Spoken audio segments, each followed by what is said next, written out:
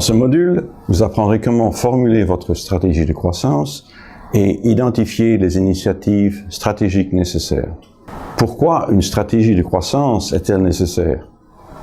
Elle vous aide à démontrer une réflexion à long terme, à souligner les éléments moteurs de votre modèle commercial, à définir les attentes des bailleurs de fonds, des partenaires et des clients, et aussi à définir les objectifs de l'organisation.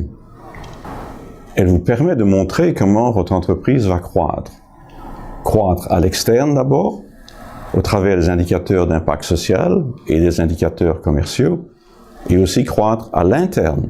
Quels sont les nouveaux produits ou services que vous développez? Quelle est la capacité de production de services dont vous avez besoin? Quelle sera votre portée géographique? Quelle est l'infrastructure dont vous avez besoin? Et quels sont vos besoins en ressources humaines? Une projection typique est de 3 à 5 ans. Et elle doit contenir vos initiatives stratégiques. Parlons d'initiatives stratégiques. Ce sont des projets discrétionnaires à durée déterminée, en dehors des activités opérationnelles quotidiennes de l'organisation. Elles sont conçues pour aider l'organisation à atteindre ses objectifs de performance. Elles ont un impact significatif sur les modèles d'impact social ou d'affaires. Et elles requièrent une collaboration entre départements, ainsi qu'un engagement important en matière de ressources humaines et de ressources financières. La stratégie de croissance est un processus dynamique. Au départ, dans votre plan d'affaires, vous développez un plan de croissance. Dans ce plan de croissance, vous définissez vos initiatives stratégiques et les indicateurs de performance que vous allez utiliser. Ensuite, vous analysez les résultats de ces indicateurs de performance, vous les comparez avec les objectifs et vous définissez à partir de là des mesures correctives. Et cela vous ramène au début vers votre plan de croissance où vous faites vos modifications et vous répétez ce processus plusieurs fois. Parlons maintenant de vos indicateurs clés de performance, ICP ou en anglais KPI, Key Performance Indicators. Un bon ICP ou KPI est SMART. SMART est un mot anglais qui veut dire intelligent. La première lettre, S, spécifique. Un bon indicateur doit cibler un domaine spécifique à améliorer. M, mesurable. L'indicateur doit quantifier ou au moins proposer un indicateur de progrès. Accessible. L'indicateur doit préciser des objectifs qui sont accessibles. R, réaliste, indique quels résultats peuvent être atteints de façon réalisable en fonction des ressources disponibles. T, temporel, précise quand les résultats peuvent être atteints. Voici quelques exemples d'un aperçu d'un plan de croissance. Vous voulez doubler le volume de vente dans le pays dans les 2 prochaines années. Vous voulez vendre 1000 produits dans le pays voisin dans moins de 2 ans. Canal de vente, vous voulez sécuriser 3 nouveaux revendeurs par trimestre capables de vendre 25 produits au premier trimestre et capables de vendre 40 produits chaque trimestre suivant. Vous voulez aussi sécuriser 2 revendeurs dans le pays voisin. Pour vos ressources humaines, vous voulez recruter et engager un directeur des ventes pour le pays voisin. Quant à votre système d'information, vous voulez mettre en œuvre un système d'information sur la chaîne de valeur pour gérer 25 revendeurs, dont 2 dans le pays voisin et 75 000 produits livrés par an.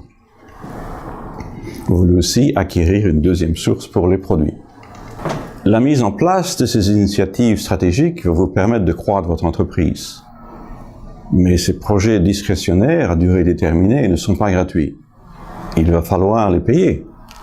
Il est plus que probable, étant le stade actuel de développement de votre entreprise, que vos initiatives stratégiques vont nécessiter un investissement de fonds.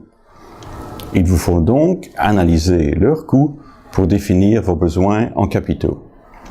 Ces coûts additionnels auront un impact sur votre seuil de rentabilité.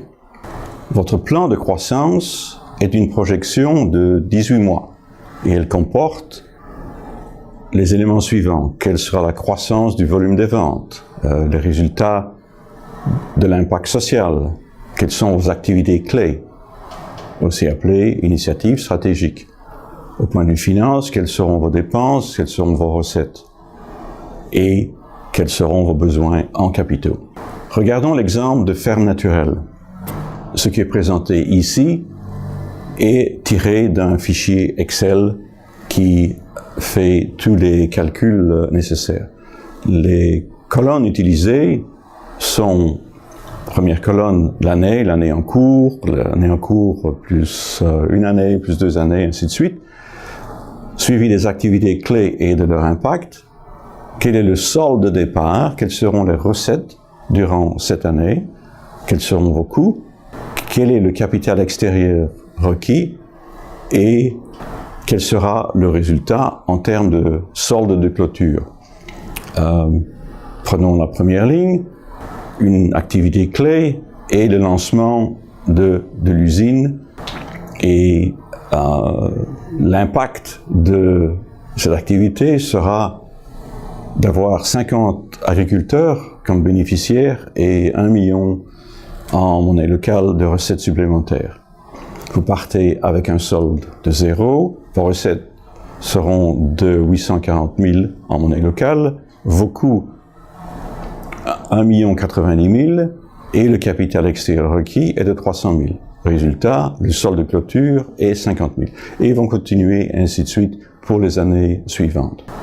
Même exemple, avec cette fois l'entreprise SFAF.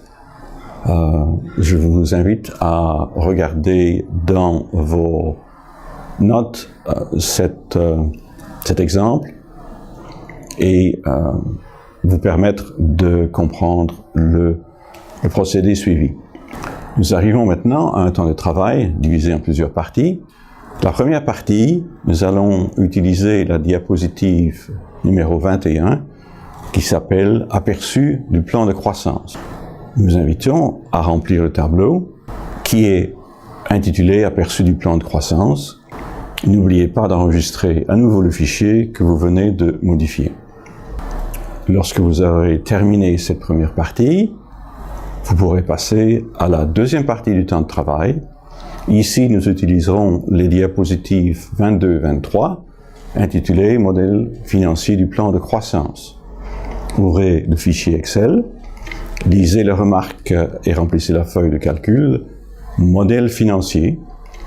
N'utilisez que les cases coloriées en vert pour entrer vos données.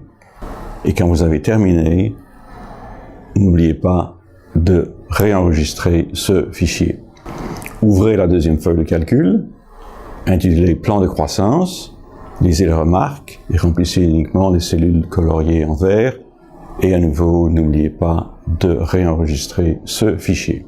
Voici l'image de ce modèle financier. Les indications dans le fichier vous donnent le mode d'emploi. La diapositive 23, plan de croissance. Encore une fois, utilisez les cases coloriées en vert pour entrer vos informations. Et n'oubliez pas d'enregistrer le fichier que vous venez de modifier. Troisième partie du temps de travail, nous allons utiliser la diapositive numéro 24. Analyse du seuil de rentabilité.